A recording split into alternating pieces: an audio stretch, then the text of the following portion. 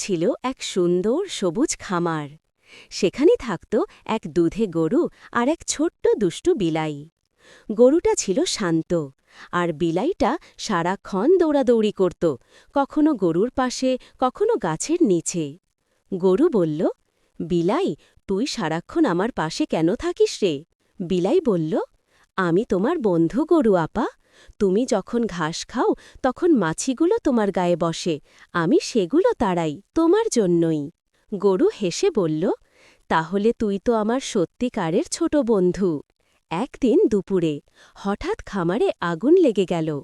সব পশু ভয় পেয়ে পালিয়ে গেল, কিন্তু গরু তখন দড়িতে বাঁধা ছিল, নড়তে পারছিল না। বিলাই ভয় পেল না। সে ছুটে গেল মালি কাকুর ঘরে, জোরে জোরে ম্যাও ম্যাও করে ডাকতে লাগল। মালিক বলল, কি হয়েছে বিলাই, এমন করে ডাকছ কেন? বিলাই মালি কাকুর জামা টানতে লাগল।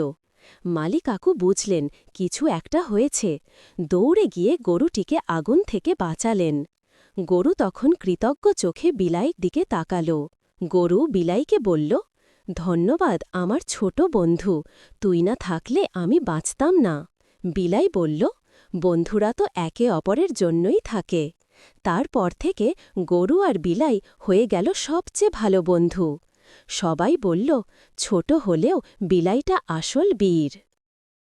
সত্যিকারের বন্ধু সেই, যে বিপদের সময় পাশে থাকে।